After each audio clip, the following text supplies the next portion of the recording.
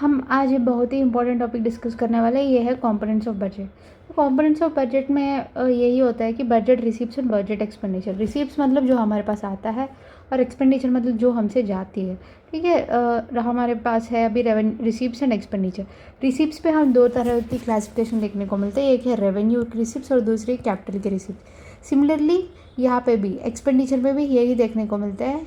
एक है कि रेवेन्यू एक्सपेंडिचर और दूसरा है कैपिटल एक्सपेंडिचर। ओके, वही। So we have discussed revenue receipts, capital receipts, revenue expenditure, capital expenditure. Revenue receipts मतलब टैक्सेस, टैक्स इनकम या फिर नॉन टैक्स इनकम, जैसे कि income tax, GST, direct tax, indirect tax and non tax, rents, ये सब आते हैं revenue receipts के अंदर।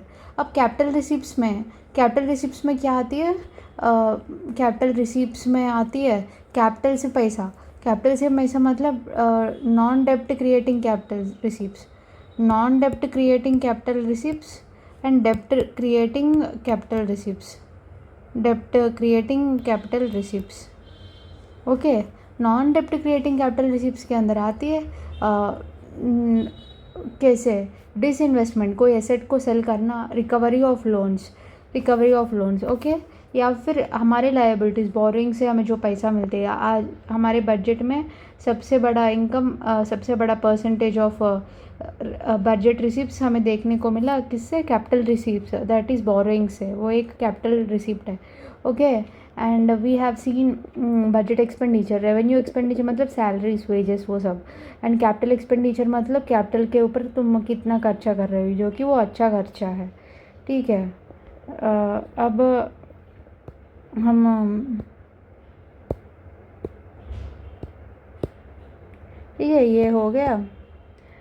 हम एक और चीज़ देखते हैं, एक और चीज़ डिस्कस करते हैं, वो ये है डेफिसिट्स। 5 तरीके के होते हैं। एक है रेवेन्यू डेफिसिट है, और दूसरा इफेक्टिव रेवेन्यू डेफिसिट है, और तीसरा फिस्कल डेफिसिट है। फिस्कल डेफिसिट में फिस्कल डेफिसिट डिस्कस करेंगे हम, एंड उसके बाद प्राइमरी डेफिसिट डिस्कस करेंगे। Okay, revenue deficit, effective revenue deficit, fiscal deficit and primary deficit. सब में डिफरेंस क्या है? रेवेन्यू डेफिसिट मतलब revenue expenditure minus revenue receipts.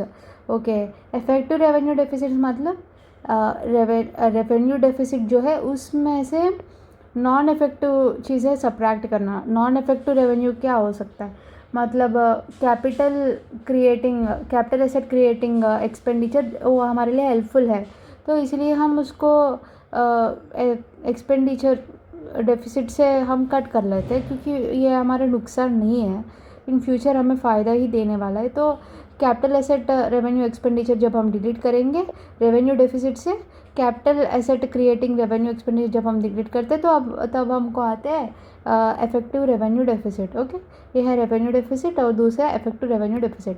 And तीसरा आती है gross fiscal deficit. Gross fiscal deficit में हमें देखने को मिलती है क्या? ग्रॉस फिस्कल डेफिसिट मतलब total expenditure minus total income. ये टोटल इनकम को अच्छे से याद रखो, क्योंकि ना टोटल इनकम मतलब इसमें डेप्ट क्रिएटिंग रिसिप्ट्स को हम इनकम में नहीं कैलकुलेट कर सकते। डेप्ट creating capital receipts, for example loan से आपको पैसे मिलते हैं, लेकिन लोन्स आप इनकम में नहीं कैटेगराइज कर सकते, वही यहाँ पे लिखा हुआ है। Gross fiscal deficit is nothing but revenue expenditure plus capital expenditure minus revenue receipts plus non डेप्ट क्रिएटिंग कैपिटल रिसिप्ट्स। तो ये होती है ग्रॉस फिस्कल डेफिसिट। और आपको पता है ग्रॉस फिस्कल डेफिसिट क्या है? जो हमारे पास आती है ना, ग्रॉस फिस्कल डेफिसिट मतलब वही नुकसान। वो गवर्नमेंट बजट में अगर उसको नुकसान है, वो कैसे फुलफिल करती है? बोरोइंग से। तो वही gross fiscal deficits are nothing but borrowings. And fifth आती है प्राइमरी डेफिसिट। प्राइमरी डेफिसिट क्या होता है? Current year's fiscal deficit minus interest payment on earlier borrowings. Primary deficit is nothing but current year's fiscal deficit minus interest payment on earlier borrowings. Okay. मतलब primary deficit यही है, मान ले पिछले government कुछ बोरोइंग्स की, उसका अभी आपको इंटरेस्ट पेमेंट करना है, लेकिन पिछले गवर्नमेंट का इंटरेस्ट पेमेंट्स आप इस साल का डेफिसिट में नहीं काउंट कर सकते हो, इस साल का फिस्कल डेफिसिट में नहीं कर सकते। मान ले आपके पास करंट ईयर में डेफिसिट आ गया टोटल 100, लेकिन इस 100 में वो भी पिछले साल का बोरोइंग्स का इंटरेस्ट पेमेंट भी इंक्लूडेड है। अगर आप उसको सब्ट्रैक्ट करोगे तभी आपको इस साल की गवर्नमेंट का प्राइमरी डेफिसिट कितना है वो आ जाएगी। मतलब गवर्नमेंट का एक्चुअली 70 है, फिर भी यहाँ पे 100 है, क्योंकि वो पिछले साल का अर्लियर बोरोइंग्स और का इंटरेस्ट पेमेंट भी करी। वही है प्राइमरी डेफिसिट, हमारे आज का गवर्नमेंट का परफॉर्मेंस देखने का एक मेजरमेंट है। Thank you.